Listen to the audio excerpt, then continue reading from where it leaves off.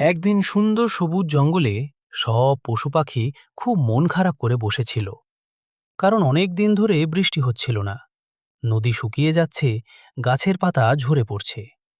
খরগোশটুকু বলল, এভাবে চললে তো আমরা খেলতেই পারবো না। টিয়া পাখি টিনি বলল, চলো, আমরা কারো সাহায্য চাই। ঠিক তখন জঙ্গলে এলেন ভগবান কৃষ্ণ। তার গায়ে ছিল হলুদ পোশাক আর মাথায় ময়ূরের পালক। কৃষ্ণ বললেন, কি হয়েছে আমার ছোট্ট বন্ধুরা? হাতি গুগো বলল, জঙ্গলে বৃষ্টি নেই, সবাই দুঃখী। কৃষ্ণ বললেন, চলো, আমরা সবাই মিলে জঙ্গল ঠিক করি। সবাই মিলে কাজ শুরু করল। বানর মিন্টু গাছ থেকে ফল নামিয়ে এক জায়গায় রাখল। খরগোশটুকু শুকনো পাতা সরাল। হাতি গোগো সুর দিয়ে রাস্তা পরিষ্কার করল।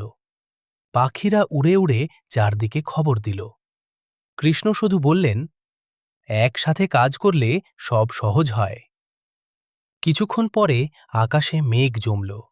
ধীরে ধীরে বৃষ্টি নামল। জঙ্গল আবার ঠান্ডা আর সবুজ হয়ে গেল। সব পশু পাখি আনন্দে খেলতে লাগল। হাতি লাফালাফি করল, খরগোশ লাফালাফি করল, পাখিরা উড়তে লাগল।